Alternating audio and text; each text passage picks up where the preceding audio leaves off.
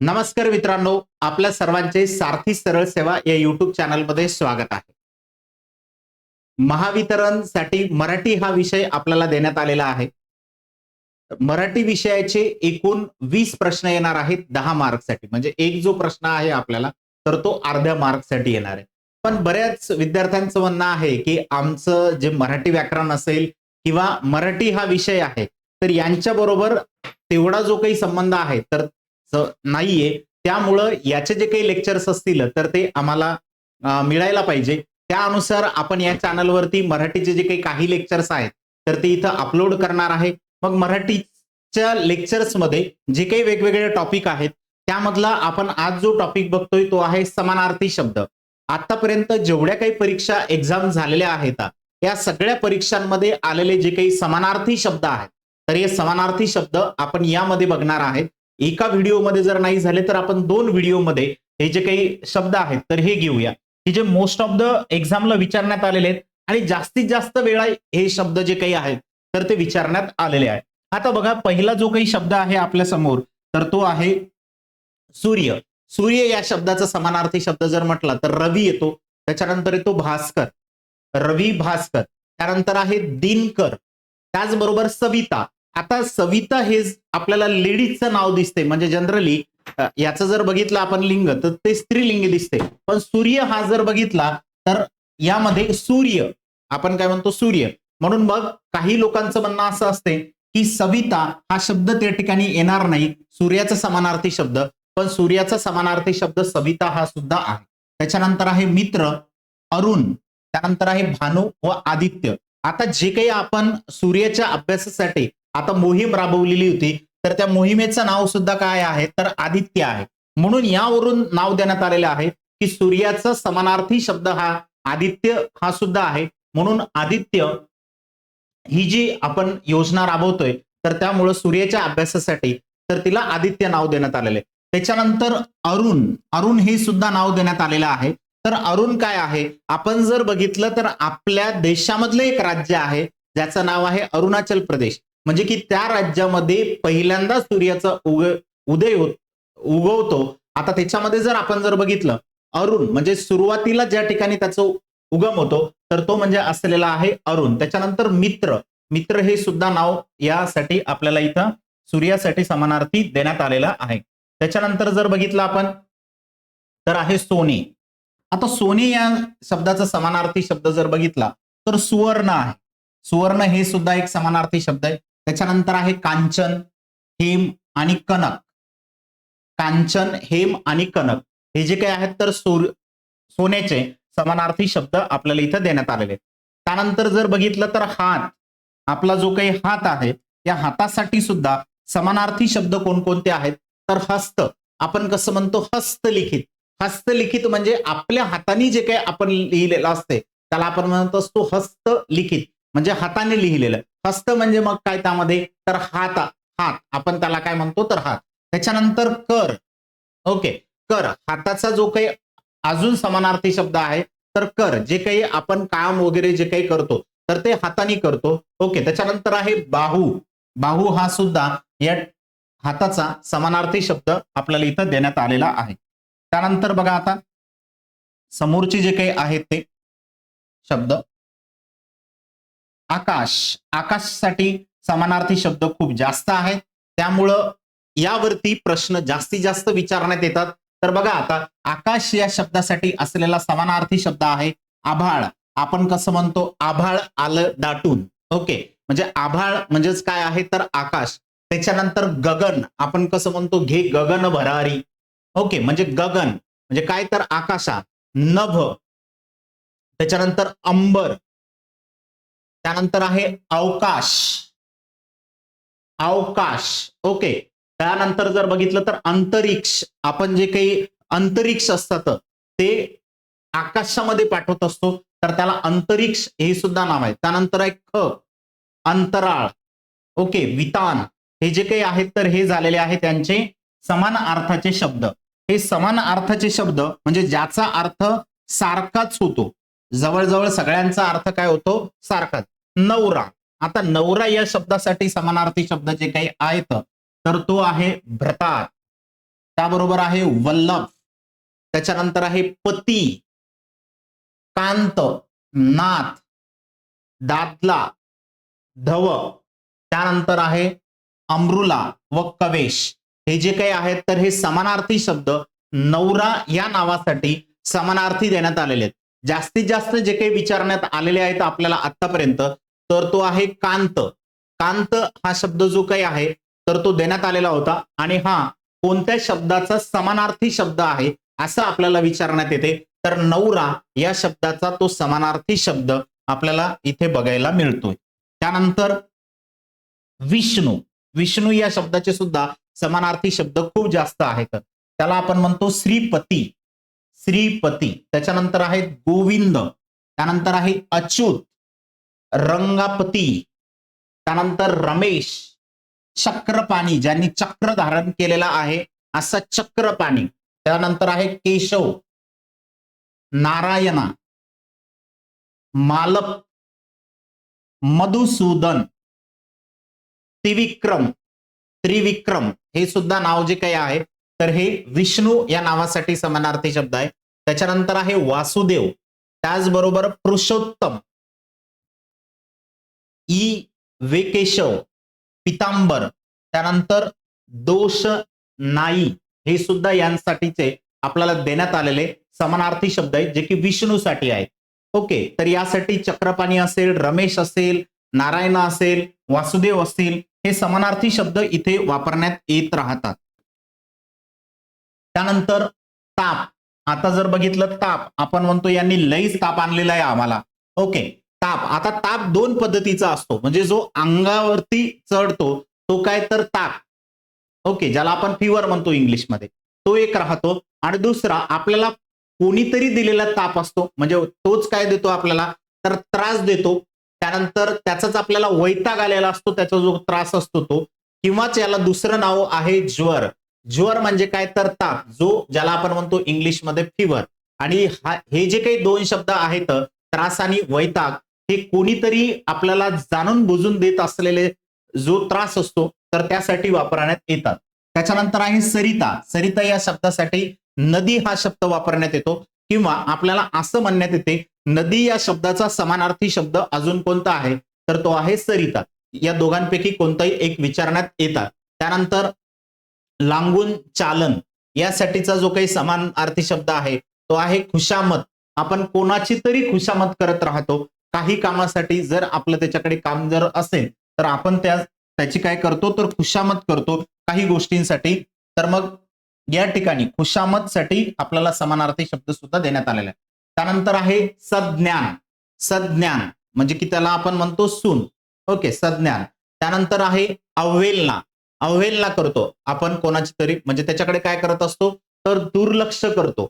अवहेलना करणे म्हणजे काय त्याची तर त्याला दुर्लक्षित करणे, त्याच्याकडे लक्ष न देणे. ओके, त्यानंतर आहे शुंभंग. यालाच आपण म्हणतो भाग्यवान, नशीबवान. ओके, जो भाग्यवान आहे, जो नशीबवान आहे, नशीब आहे. ओके, हे समानार्थी शब्द त्यासाठी आपल्याला इथं वापरण्यात आलेले आहेत. त्याच्यानंतर जर बघितलं आपण तर नेक्स्ट मध्ये घोडा. घोडा या शब्दाचे समानार्थी शब्द खूप वेळेस विचारण्यात आलेले की घोडा या शब्दाचा समानार्थी शब्द सांगा. तर त्यासाठी आहेत तुरंग, त्यानंतर आहे वारू, वाजी, त्यानंतर हय, त्यानंतर आहे तुरंगम व अश्व. आता कधी कधी असं सुद्धा विचारण्यात येते की अश्व या शब्दाचा समानार्थी शब्द सांगा. तर अश्व या शब्दाचा समानार्थी शब्द घोडा किंवा वारू असं सुद्धा तिथं ऑप्शन आपल्याला देण्यात आलेले असतात. त्यानंतर आहे मारुत, त्यालाच आपण म्हणतो पवन, वारा, अनिल. त्यानंतर आहे समीर, वानू, वात व हवा. ओके, हवेचे हे एवढे जे काही आहेत तर ते समानार्थी शब्द आहेत. आता बऱ्याच लोकांना हा मारुत हा शब्द जो काही आहे तर तो हवेचा समानार्थी शब्द आहे हे माहिती नाहीये. ओके, त्याच्यामुळे याला आपण म्हणतो हवा, वात असेल, वानू असेल. आता बरेच लोक त्याला वात म्हणतात. वात म्हणजे काय, आपण जी दिव्यामध्ये लावतो ती वातच. ओके, त्याला पण आपण वात म्हणतो. पण या ठिकाणी वात हा जो काही शब्द आहे तर तो हवेसाठी इथं वापरण्यात आलेला आहे. त्याचबरोबर समीर. समीर हा शब्द सुद्धा जरी तुम्हाला नाव दिसत असेल समीर हे आहे पण तो सुद्धा हवेसाठी वापरण्यात येतो. व त्यासोबत सोबत अनिल, अनिल हा शब्द सुद्धा जो काही आहे तर तो हवेसाठी वापरण्यात येतो. त्यानंतर जर बघितलं आपण तर सुमन, एखाद्या मुलीचं नाव असते सुमन. ओके, मग सुमन हे जर आहे तर त्याचा समानार्थी शब्द आहे पुष्प. मग सुमन या शब्दाला समानार्थी शब्द अजून कोणता आहे तर कुसुम. आपण या ठिकाणी हे सुद्धा एका महिलेचं नाव, म्हणजे एखाद्या मुलीचं नाव, एखाद्या महिलेचं नाव असते सुमन. त्याच पद्धतीने कुसुम हे सुद्धा जे काही आहे तर एखाद्या महिलेचं नाव आहे, पण याला समान अर्थाचे शब्द म्हणून इथं आहेत आपल्याला देण्यात आलेले की सुमन, कुसुम आणि त्यानंतर असलेला सुम व फुल. फुल म्हणजेच पुष्प, म्हणजे पुष्पाचा समानार्थी शब्द जो काही आहे तर तो आपल्याला फुल देण्यात आलेला आहे आणि त्यालाच आपण म्हणतो सुम.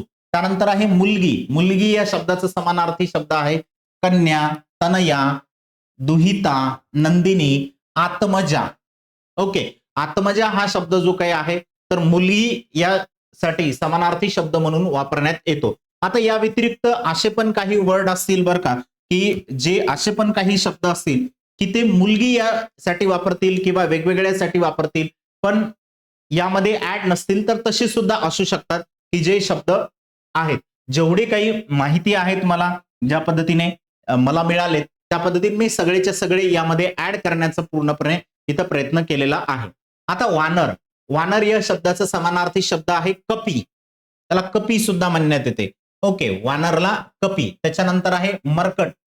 त्यानंतर आपण माकड म्हणतो, काही ठिकाणी त्याला माकड म्हणतात, कुठे त्याला वानर म्हणतात.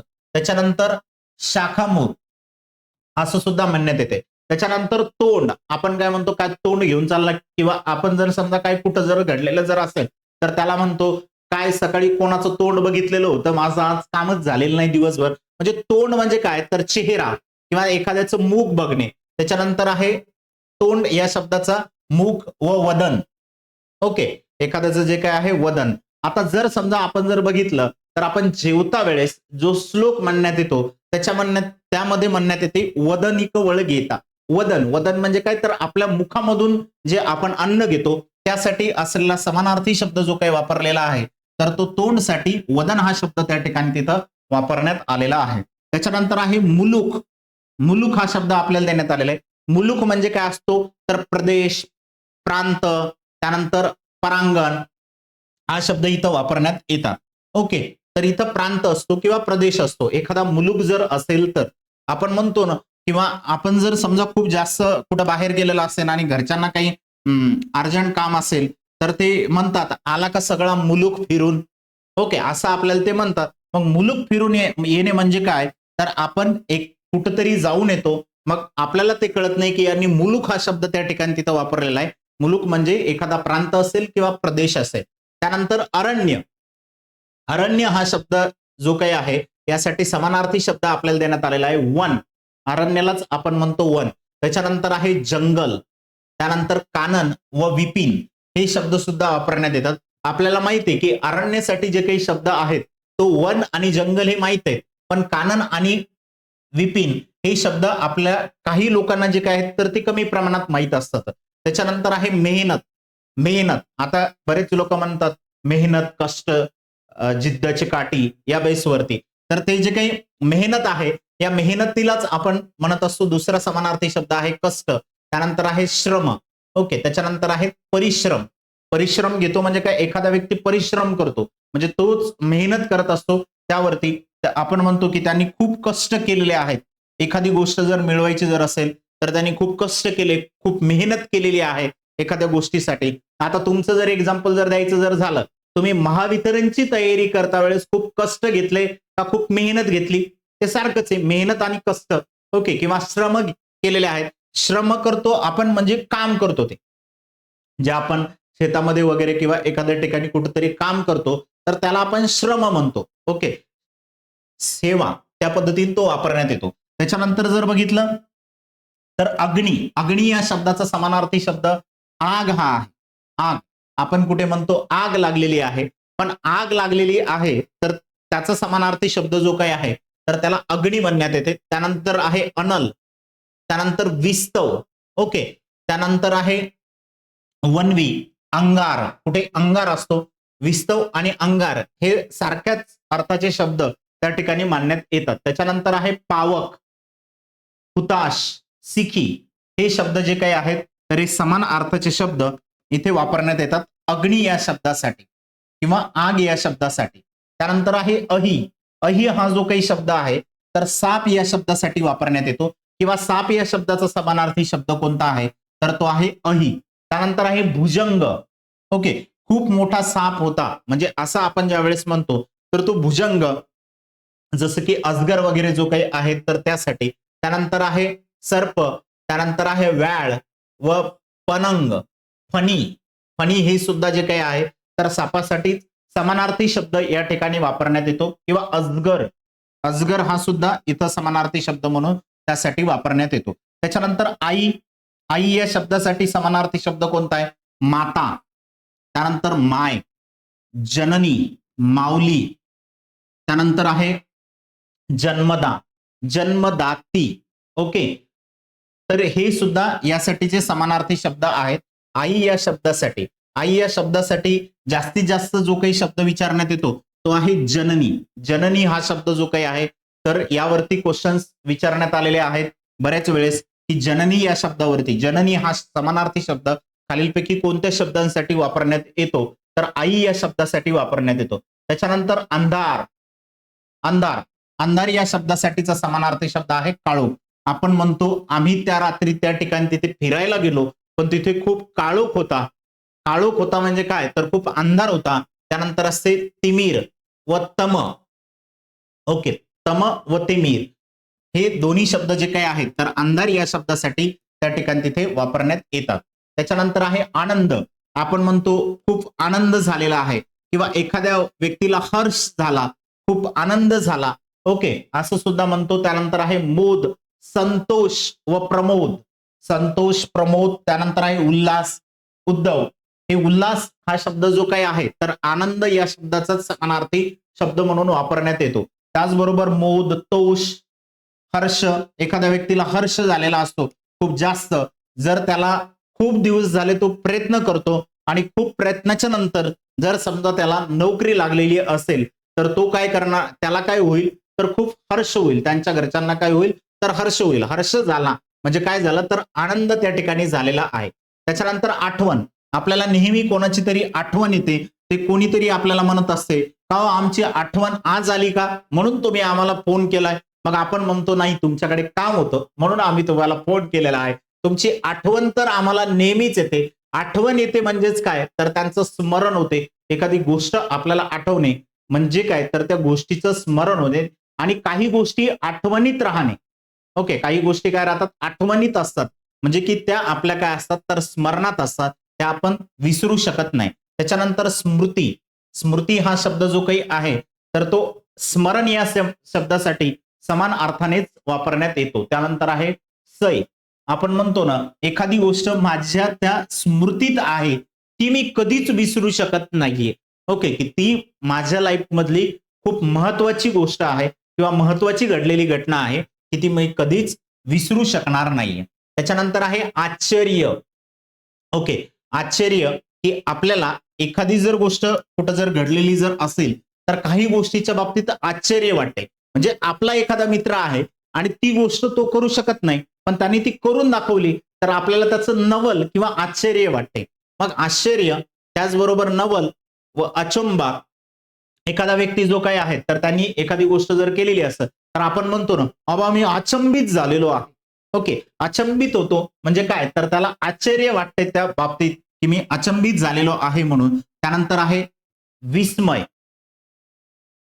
अचरत. त्यानंतर आचोज हे शब्द त्या ठिकाणी समान अर्थाने आश्चर्य या शब्दासाठी वापरण्यात येतात. पण आश्चर्य या शब्दासाठी जो जास्तीत जास्त वेळा विचारण्यात आलेला आहे तो आहे नवल किंवा विस्मय. हा शब्द जास्तीत जास्त वेळेस विचारण्यात आलेला आहे. बाकीचे शब्द कमी वेळेस विचारण्यात आलेत, काही वेळेसच ते विचारण्यात आलेले. त्याच्यानंतर इच्छा. आपण म्हणतो माझे एखाद्या गोष्टीबद्दलची काय आहे आपली तर इच्छा आहे.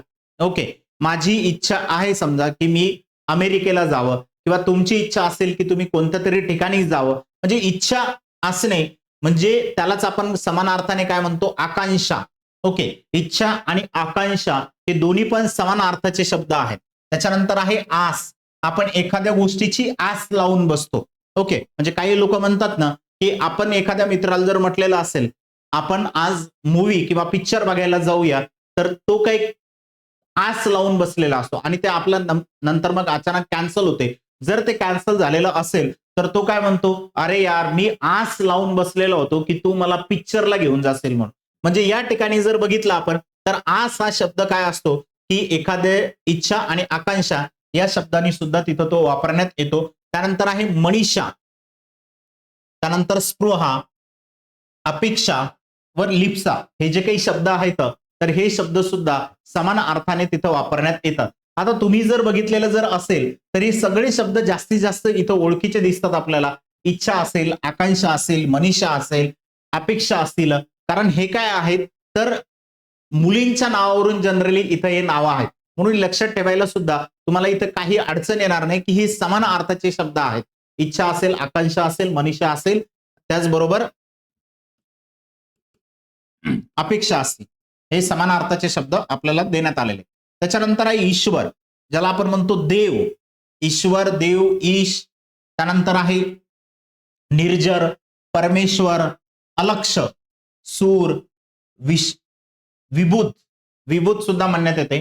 त्यानंतर अलख, प्रभू, त्रिदश. त्रिदश सुद्धा म्हणण्यात येते त्याला. ओके, म्हणून हे ईश्वर या समानार्थी शब्दाने वापरण्यात येतात.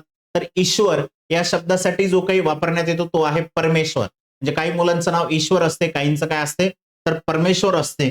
ओके, देव. देव हे सुद्धा त्या ठिकाणी तिथं नाव देण्यात आलेलं आहे. त्यानंतर आहे कमळ. कमळ. कमळ या शब्दालाच आपण म्हणतो पंकज. पंकज. ओके, त्यानंतर आहे अंबुज. त्यानंतर नलिनी, अळत, पद्य, सरोज, अभोज. त्याचबरोबर अरविंद, राजीव व अब्ज. आता काही लोकांचं नाव अरविंद आहे. अरविंद म्हणजेच काय तर त्याचं नाव कमळ असं सुद्धा आहे. त्याचबरोबर जर बघितलं तर राजीव. राजीव हे सुद्धा नाव कमळ या शब्दाला समानार्थी शब्दाने तिथं वापरण्यात येते. समान अर्थाच्या शब्दाने जे काही आहे तर ते यूज करण्यात येते. त्याच्यानंतर आहे कपाळ. कपाळ या शब्दाचा समानार्थी शब्द आहे लाट. त्यानंतर भाल, कपोळ, निढळ व अलीक. अलीक हा शब्द जो काही आहे तर तो सुद्धा जास्तीत जास्त वेळेस विचारण्यात आलेला आहे की कपाळ या शब्दाचा समानार्थी शब्द म्हणून खालीलपैकी कोणता आहे. त्याच्यानंतर एक खग. खग हा पक्षासाठी वापरण्यात येतो समानार्थी शब्द. पक्षी असेल, त्याचबरोबर पक्षाला आपण म्हणतो विहंग. त्यानंतर द्विज, अंडज व शकुंत हे जे काही शब्द आहेत तर हे खग किंवा पक्षी यासाठी समान अर्थाने तिथं वापरण्यात येतात. त्यानंतर जर बघितले आपण समानार्थाचे शब्द अजून कोणकोणते आहेत तर ख्याती. एखाद्याचे आपण म्हणतो ना तुमची खूपच मोठी ख्याती आहे, किंवा एखाद्याला म्हणतो कीर्ती आहे. ओके, प्रसिद्धी आहे, त्याला खूपच कमी वेळेमध्ये जास्त प्रसिद्धी मिळालेली आहे असं आपण म्हणतो. तर ते काय आहेत तर लौकिक. नाव लौकिक होणे. एखाद्याचं म्हणतात की त्याचं खूपच नाव लौकिक झालेलं आहे किंवा तुम्ही नाव लौकिक केलेलं आहे. अशा पद्धतीने ख्याती या शब्दासाठी समान अर्थाने वापरण्यात येतात कीर्ती, प्रसिद्धी व लौकिक हे शब्द. त्याच्यानंतर गणपती. गणपती या शब्दाचा समान अर्थी शब्द जर बघितले आपण तर लंबोदर, गजानन, हैरम.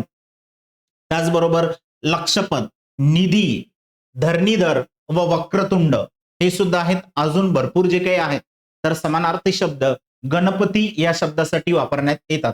त्याच्यानंतर घर. ज्या ठिकाणी आपण राहतो ते म्हणजे आपलं घर. तर या घरासाठी जो शब्द वापरण्यात आहे त्याला आहे सदन, ग्रह, निकेतन, आलय, भवन, निवास, धाम व ग्रह हे शब्द या ठिकाणी जे काही आहेत तर ते वापरण्यात येतात. त्याच्यानंतर आहे चंद्र. चंद्र या शब्दाला समानार्थी शब्द जर आपण जर बघितले तर ते आहेत शशी, रजनीनाथ, इंद्र. त्यानंतर सुधाकर, विशानाथ, हिमांशु, शशांक, नक्षत्रेश, विदू व सोम हे समानार्थी शब्द चंद्र या शब्दासाठी वापरण्यात येतात. त्याच्यानंतर चांदणे. चंद्र आणि चांदणे या दोघांमधला जो काही आहे तर तो फरक समजून घ्या. याच्यामध्ये चंद्र जो काही आहे तर चंद्रासाठीचे वेगळे शब्द वापरण्यात येतात आणि चांदणे, कोमुद्री हे हा शब्द वापरण्यात येतो. त्यानंतर चंद्रप्रकाश, चंद्रिका व ज्योत्स्ना. ज्योत्स्ना हे जे काही आहेत तर हा शब्दाला समानार्थी शब्द कोणता आहे असं विचारण्यात येते आणि त्यामध्ये पर्याय चांदणे हा कमी वेळेस असतो. त्याच्यामध्ये चंद्रिका किंवा कुमुदी हे शब्द जास्तीत जास्त वेळेस आपल्याला देण्यात आलेले आहेत की या शब्दाचे समानार्थी शब्द कोणते आहेत. त्याच्यानंतर आहे आपल्याला हत्ती या शब्दाचा समानार्थी शब्द सांगा असं इथे देण्यात आलेले आहे. तर तो आहे गज, पिल्लू, सारंग, कुजर हे समानार्थाचे शब्द जे काही आहेत तर ते आपल्याला या ठिकाणी इथे देण्यात आलेले आहेत. ओके, बघा आता स्पर्धा या शब्दाचा समानार्थी शब्द चुरस. आता एखाद्या जर कुस्ती जर असेल त्या ठिकाणी कुस्तीमध्ये तो शब्द वापरण्यात येतो की त्या दोन पैलवानांमध्ये खूप जास्तीची चुरस झालेली आहे. म्हणजे की चुरस म्हणजे काय, त्या दोघांमध्ये लागलेली त्या ठिकाणी काय होती तर स्पर्धा. आता शर्यत, बैलगाडा शर्यत यामध्ये जो काही वापरण्यात येणारा शब्द आहे तर शर्यत. ओके, शर्यत हा शब्द त्या ठिकाणी तिथं वापरण्यात येतो. त्याच्यानंतर यालाच म्हणण्यात येतो फोड. त्याचबरोबर आहे पैंज. पैंज लागली म्हणजे त्या दोघांमधली काय लागलेली होती तर स्पर्धा. आपण लहानपणी बनायचो चाल लाव पैंज. ओके, झाली का आपली पैंज म्हणजे की काय तर शर्यत हा शब्द आपण त्या ठिकाणी वापरतो. त्याच्यानंतर आहे स्थान. स्थान या शब्दाला समानार्थी शब्द आहे ठिकाण. त्याचबरोबर आहे वास व ठाव. आपण म्हणतो काहो आजचं तुमचा वास कुठे किंवा तुमचं वास्तव्य कुठे आहे तर त्यालाच आपण काय म्हणतो स्थान. वास्तव्य हा सुद्धा शब्द स्थान या शब्दासाठी वापरण्यात येतो. त्याच्यानंतर जर बघितलं तर स्त्री. स्त्री या शब्दासाठी समानार्थी शब्द आहे बाई, महिला, ललना हा शब्द सुद्धा इथं वापरण्यात येतो स्त्रीसाठी. त्यानंतर आहे संध्याकाळ. संध्याकाळ या शब्दासाठी समानार्थी शब्द म्हणून वापरण्यात येतो सायंकाळ व सांज. त्यानंतर आहे साथी. साथी म्हणजे काय तर आपला सोबती, आपल्या बरोबर कोण आहे आपण म्हणतो आमचा मित्र आहे मग त्याला मित्र सुद्धा म्हणण्यात येते. त्याचबरोबर दोष व दोस्त व सखा असं सुद्धा त्याला म्हणण्यात येते. ओके, सोबती, मित्र, दोस्त व सखा. आपण मित्र या हा शब्द कुठे वापरलेला होता सूर्य या ठिकाणी. सूर्याला सुद्धा त्या ठिकाणी तिथं काय म्हणण्यात येते तर मित्र. तो सूर्य हा आपला काय आहे तर मित्र सुद्धा आहे. त्याच्यानंतर जर बघितलं तर संत, त्यांनाच आपण म्हणतो सज्जन व साधू. सज्जन व साधू. त्यानंतर संपत्ती. एखाद्या व्यक्तीकडे किती संपत्ती आहे किंवा किती धन दौलत आहे किंवा किती संपदा आहे हे आपण बघत असतो. म्हणून मग या ठिकाणी जे काय आहेत तर संपत्ती, धन, दौलत व संपदा. संपत्तीसाठी असलेला समानार्थी शब्द संपदा हा सुद्धा तिथं वापरण्यात येतो.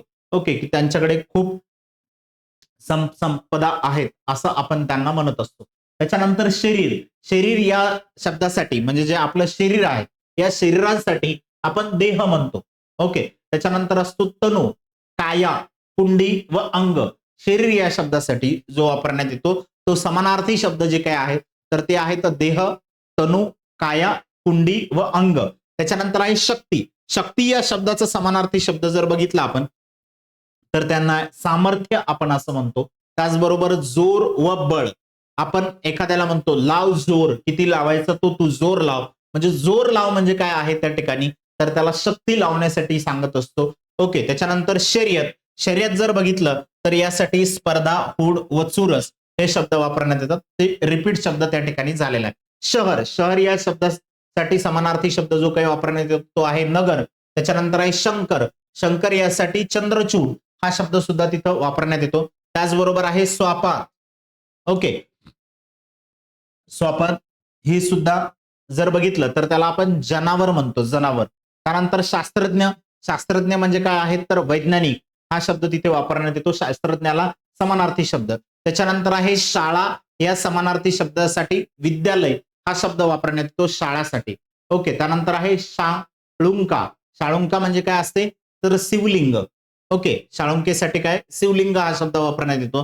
त्याच्यानंतर शेत. शेतसाठी आहे शिवार, वावर, क्षेत्र.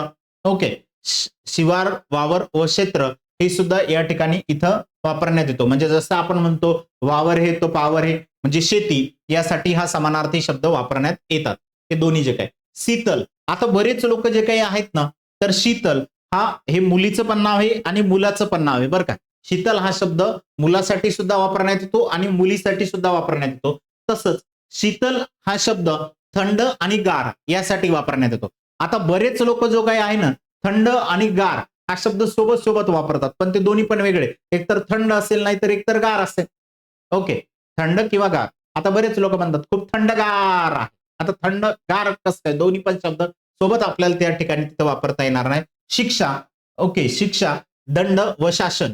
शासन म्हणजेच काय, तर एखाद्या व्यक्तीला जो काही दंड असतो, दंड जो काही आहे, तर त्या शब्दासाठी वापरण्यात येणारा शासन हा शब्द त्या ठिकाणी वापरण्यात येतो. त्याच्यानंतर जर बघितलं तर वैराण यासाठी वापरण्यात येतो ओसाड, त्याच्याबरोबर भकास, त्याच्यानंतर उजाड. आता आपण जर बघितलं तर उन्हाळ्यामध्ये जर मराठवाडा असेल, विदर्भ असेल, या एरियामध्ये जे काही आहे, तर उन्हाळ्यामध्ये कुठल्याही पद्धतीचं पीक वगैरे घेण्यात येत नाही.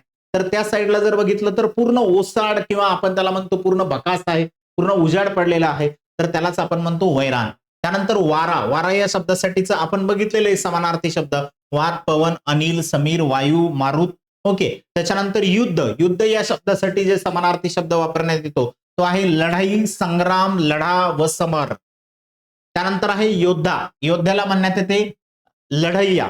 ओके, की जो लढणारा आहे त्यासाठी आपण वापरतो योद्धा हा शब्द. त्यानंतर रक्त, रक्तसाठी रुधिर हा शब्द त्या ठिकाणी वापरण्यात येतो रक्तसाठी. त्यानंतर रणांगण म्हणजे रणभूमी.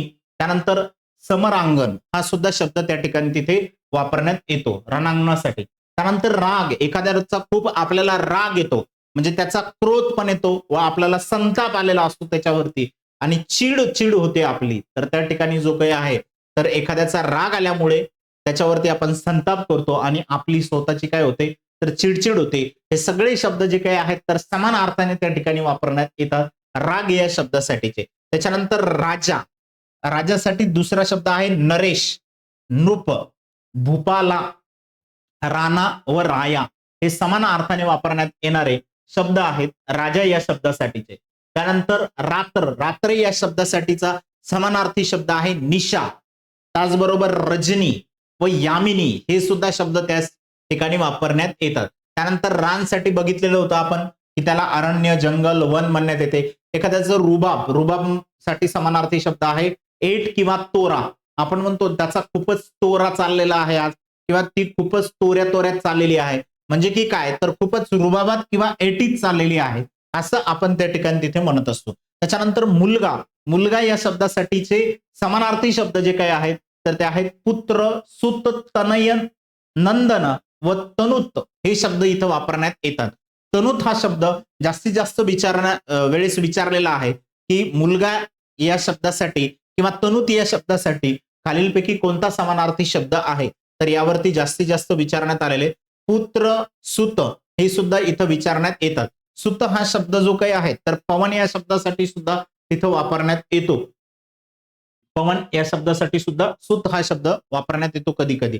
ओके, तर अशा पद्धतीने हे जे काही आहेत तर हे समान अर्थाचे शब्द आपण या व्हिडिओमध्ये इथं बघितलेले आहेत.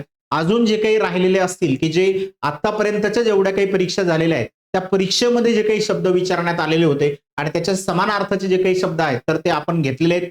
अजून भरपूर शब्द जे काही आहेत तर ते राहिलेले आहेत. आपण या व्हिडिओला एक दोन वेळेस जर बघितलेलं जर असेल तर हे शब्द आपले ऑटोमॅटिकली तिथे पाठ होऊन जातील, किंवा जे काही समानार्थाचे शब्द आहेत त्याची पीडीएफ सुद्धा तुम्हाला टेलिग्राम चॅनलवरती सारथी सरळ सेवा या टेलिग्राम चॅनलवरती देण्यात आलेली, तर तुम्ही त्या टेलिग्राम चॅनलला सुद्धा जॉईन करू शकता. व सारथी सरळ सेवा व सारथी एज्युकेशन हे दोन्ही टेलिग्राम चॅनल जे काही आहेत तर तुम्ही जॉईन करून ठेवा. व त्याचबरोबर सारथी सरळ सेवा व सारथी एज्युकेशन यांचं युट्यूब चॅनल सुद्धा तुम्ही सबस्क्राईब करून ठेवा, जेणेकरून ज्या नवनवीन अपडेट असतील त्या तुम्हाला मिळत राहतील. आपण या ठिकाणी इथे थांबूया.